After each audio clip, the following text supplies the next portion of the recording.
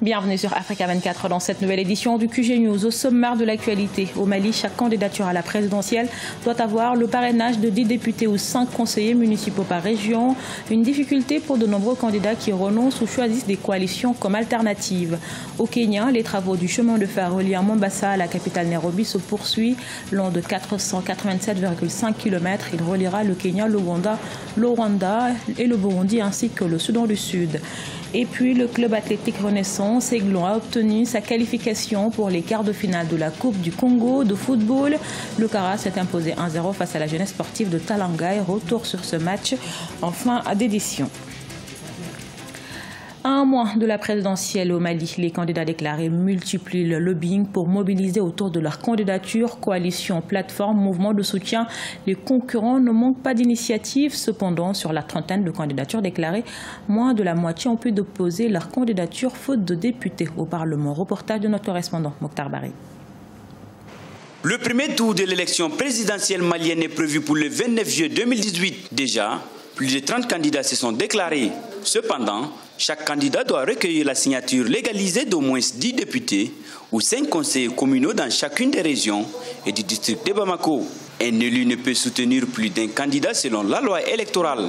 À ce jour, 2 candidats ont déjà renoncé à la présidentielle. Il s'agit de l'ex-premier ministre Moussa Mara du parti Yélema et Jamil Bitar, président du mouvement citoyen pour l'alternance, le travail et la transparence. Penser exclusivement à la grandeur du Mali et au bonheur des Maliens, c'est mon ambition. C'est l'idéal de notre parti. C'est pourquoi j'ai décidé avec humilité de ne pas être candidat pour l'élection présidentielle du 29 juillet 2018. Certains candidats réunis au sein de plateformes n'excluent pas de renoncer à leur candidature au profit des candidats les plus à même de mobiliser et rassembler. C'est le cas de la plateforme des bâtisseurs composée d'au moins 8 potentiels candidats. Mais aujourd'hui, je peux dire que Modibo Kone, Modibo Sidibé, Moutaratal, Clément Damélé, et Amadoun et Touré, Moussa Sinko et Amion Guino, ils sont tous des candidats potentiels des bâtisseurs. Nous sommes en train de travailler très dur. Porte-parole des bâtisseurs, je serai prêt le premier à faire l'exemple, parce que c'est moi qui ai constitué ces bâtisseurs, à montrer l'exemple, à dire que Clément se sacrifie pour l'unité des bâtisseurs, on le fera à le faire, et tous les autres candidats se sont engagés à s'effacer au profit des uns et des autres. 8 millions d'électeurs sont appelés à choisir entre le président sortant Ibrahim Boubacar Keïta, porté par la coalition Ensemble pour le Mali, et une vingtaine de candidatures, dont celle du chef de file de l'opposition politique, Soumaïla Cissé. Le Gabon a perdu 80 milliards de francs CFA de valeur monétaire en 2017. Cette tendance observée également dans la majorité des pays de la sous-région d'Afrique centrale fragilise davantage l'économie du pays. D'ailleurs, le pays vient de voir sa note souveraine dégradée pour la 2e fois en 1 an. Nathalie Mo. La masse monétaire du Gabon s'est élevée à 2004 milliards de francs CFA en 2017 contre 2084 milliards au cours de l'exercice précédent. Les liquidités en circulation dans le pays sont ainsi en baisse de 80 milliards de francs CFA par rapport à 2016. Un manque d'argent en partie responsable de la dégradation de la note souveraine du Gabon à l'indice Moody's passant de B1 à CAA1. Cette dépréciation équivaut ainsi à un risque de crédit très élevé. La dégradation de la note souveraine de l'État gabonais est davantage due à quelques retards de paiement auprès de ses créanciers et de ses fournisseurs.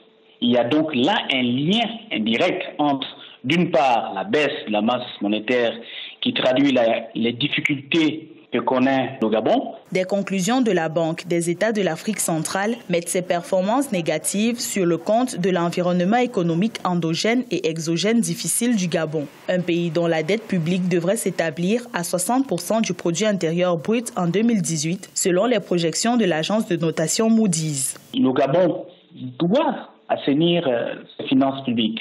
Mais à côté de ça, sur le plan interne, outre le programme de diversification déjà entamé par les autorités gabonaises, il est essentiel que ces autorités s'acquittent de la dette public intérieur. Le Gabon suit actuellement l'accord élargi de crédit signé avec le Fonds monétaire international. Malgré ce programme financier, pourvoyeur de 642 millions d'euros sur 3 ans au Gabon, des observateurs envisagent un impact limité sur l'économie du pays en 2018. Au Kenya, la construction du chemin de fer reliant la plus grande ville portuaire Mombasa à la capitale Nairobi est en cours. À terme, le projet servira principalement au transport de marchandises. Plus de 20 000 emplois ont également été créés suite à la construction de ce chemin de fer. Les précisions de Badawi Adidjatou. Le chemin de fer Nairobi-Malaba, en construction au Kenya, est une partie importante du réseau ferroviaire en Afrique de l'Est. Long de 487,5 km, le réseau ferroviaire reliera le Kenya, l'Ouganda, le Rwanda, le Burundi et le Soudan du Sud. Pour sa mise en œuvre, c'est l'entreprise China Road and Bridge Corporation qui a été sollicitée. Sur les lieux, les méthodes de construction nécessitent une certaine expertise. Lors de la construction de la voie ferrée, nous faisons le drainage afin de limiter les dégâts que pourraient causer les pluies. Cette méthode est très efficace. Nous sommes déjà expérimentés pour prévenir les situations inattendues susceptibles de ralentir le travail. La construction du chemin de fer Nairobi-Malaba est une opportunité pour les ouvriers d'asseoir leur expérience à travers le savoir-faire des ingénieurs chinois. C'est le cas de Raphaël Siengo, qui a participé à une dizaine de projets d'infrastructure depuis qu'il a rejoint l'entreprise chinoise en 1992. Avec ce projet, nous acquérons de nouvelles connaissances et au fil du temps, ça devient un réflexe, car nous avons déjà à l'esprit la méthode de travail pour aller plus rapidement.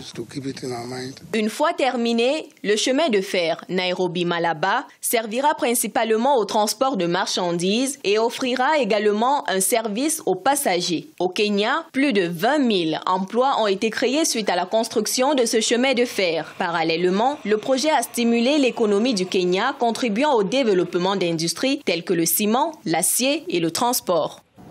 À la page sport au Congo, le club athlétique Renaissance Aiglon valide son ticket pour les quarts de finale de la Coupe du Congo de football. Les Aiglons l'ont emporté sur la jeunesse sportive de Talangaï, 1-0. L'équipe attend désormais de connaître son prochain adversaire en quart de finale. Reportage de notre correspondant, Deva Panzo. Le club athlétique Renaissance Aiglon a obtenu sa qualification pour les quarts de finale de la Coupe du Congo de football en s'imposant par 1-0 face à la jeunesse sportive de Talangaï ce dimanche 24 juin 2018 au stade Alphonse Massamba Déba. Après une entame dominée par la JST, l'unique but de la rencontre a été inscrit à la 43e minute par Richie Ondongo sur ce coup franc qui a trompé le mur et le gardien de but adverse. On savait que JST, ce n'est pas une petite équipe. Donc, avec ses qualités, on s'est bien préparé pour les affronter. C'est pour cela qu'on a eu les 3 points, la qualification aujourd'hui. On joue par intermittence. Donc, voilà pourquoi à un moment donné, on a relâché. Ça nous apporte le soulagement parce que déjà là, on va jouer les quarts de finale. Donc, on va rentrer à la maison à l'aise, tranquille, parce qu'on a fait notre boulot. La fin du 8e de finale entre le Kara et la JST a laissé un grand suspense jusqu'au dernier coup de sifflet final. Les jeunes du 6e arrondissement de Brazzaville ont employé tous les moyens afin de revenir au score, mais la défense des Aiglons a su s'interposer à chaque assaut. Les vaincus ont condamné l'arbitrage qu'ils ont jugé être en leur défaveur. Regardez un peu l'action du but. Un joueur qui arrive, il prend l'élan pendant que l'autre vient et chippe le ballon. Quelle faute il y a pour qu'on siffle faute contre lui? Il n'a pas touché le joueur. OK? Mais enfin, qu'est-ce que vous voulez? Ils ont gagné, nous, qu'est-ce qu'on va faire? C'est rentrer, on ne peut rien faire.